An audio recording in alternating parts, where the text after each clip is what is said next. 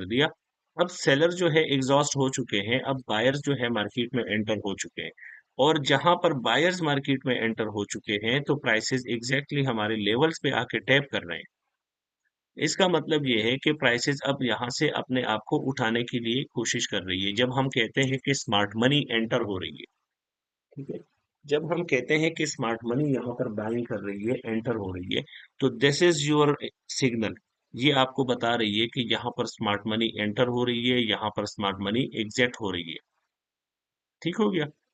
अब इसको मतलब क्या है, डाइवर्जेंस एक तो क्रिएट हो चुकी है, लेकिन स्टिल जो है डाइवर्जेंस, मजीद डाइवर्जेंस यहाँ पर क्रिएट होने वाली है, स्ट्रॉन्ग डाइवर्जेंस क्रिएट होने वाली है। क्यों स्ट्रॉन्ग? क्योंकि हमें ये क्राइटेरिया देखना है, 1 2 3 4 5 6 7 8, अभी तक सिर्फ 8 कैंडल की डाइवर्जेंस बनी है।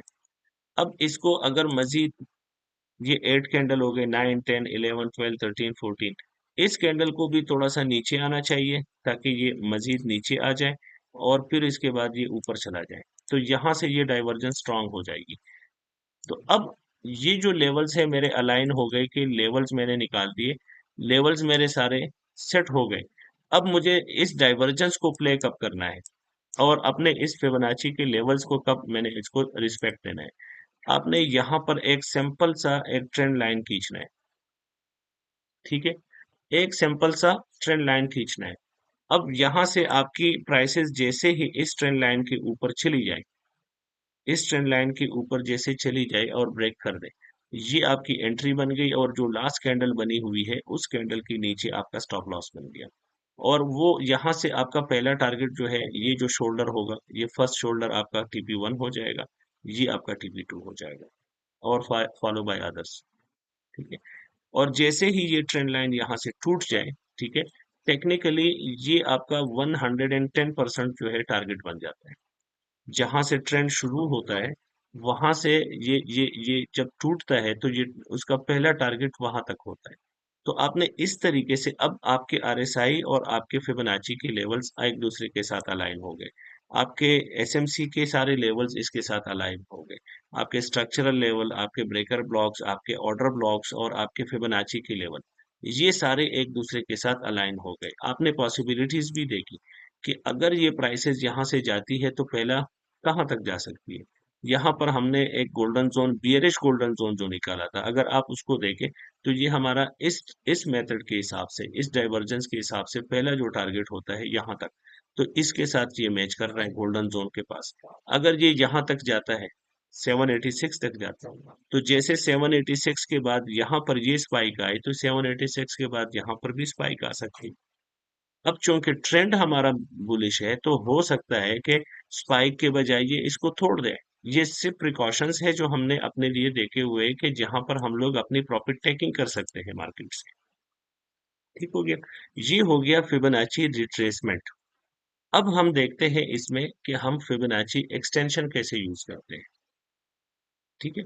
फिबोनाची एक्सटेंशंस और फिबोनाची रिट्रेसमेंट दोनों में फर्क ये होता है, रिट्रेसमेंट आपको करंट प्राइस बताती है, एक्सटेंशन आपको इन फ्यूचर बताती है एडवांस में कि प्राइसेस कहाँ तक जा सकती है।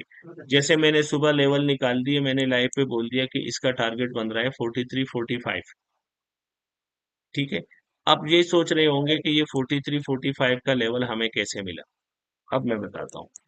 आपने क्या करना है, सिंपली ये फिबोनाची में जाना है, फिबोनाची के अंदर जाके फिबोनाची, ये जो ट्रेंड बेस्ड फिबोनाची एक्सटेंशन होता है, इसको सेलेक्ट करना है। आपने 3 पॉइंट्स फाइंड आउट करने हैं मार्केट में, लो, हाई, हाइयर लो। ठीक है।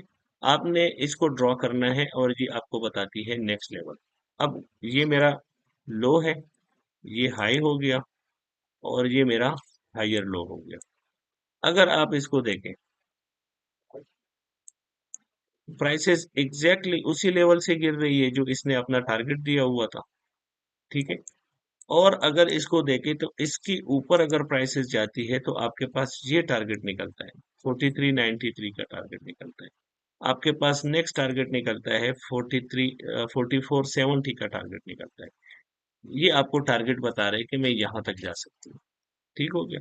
लेकिन अगर हम इसको मजीद थोड़ा सा नीचे से ले लें, चलो यहां से ले लेते हैं, ये मेरा ए हो गया, ये बी हो गया, और ये मेरा सी पॉइंट हो गया। ठीक है, अब सी पॉइंट के हिसाब से मेरे पास ये क्लस्टर लेवल निकल गया। पहले वाले के हिसाब से ये था, अब ये हो गया। इसको मैं क्या करूंगा, इसको मैंने मार्क कर दिया, ये मेरा एक लेवल हो गया। और यहाँ पर मुझे देखनी है कि प्राइसेस जब आ रही है तो ये मेरे पास एक ट्रेंड बन रही है। इस ट्रेंड लाइन को भी मैं खींच लेता हूँ। अब यहाँ पर मैं क्या करूंगा, सेम मेथड जो हम रिट्रेसमेंट में काउंट करते हैं, यहाँ पर मेरा 786 का लेवल 59 पे ऊपर पड़ा हुआ है। ठीक है, और गोल्डन जोन मेरा पड़ा हुआ है इस लेवल के ऊपर, ये मेरा गोल्डन जोन है फिबोनाची एक्सटेंशन के हिसाब से। अब मुझे इन लेवल्स को मैं देखूंगा कि ये लेवल्स अगर आते हैं तो मैं इसको देखूंगा, यहां तक ही आ सकती है। जी। ऊपर के मेरे स्ट्रॉन्ग लेवल वो हो गए, और नीचे के स्ट्रॉन्ग लेवल मेरे ये हो गए। अब चूंकि ये अपने स्ट्रक्चर लेवल के ऊपर पहुंच गया है, 66 के ऊपर पहुंच गया है। ठीक है, इस लेवल के ऊपर पहुंच गया है। ये हमारा स्ट्रक्चरल लेवल था,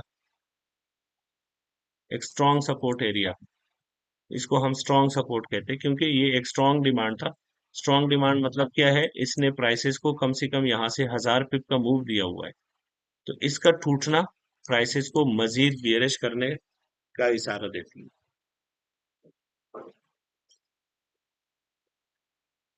तो इसी तरीके से हम इसके अंदर अपने लेवल्स निकालते हैं, इसी के अंदर हम लोग अपने ट्रेड्स करते हैं।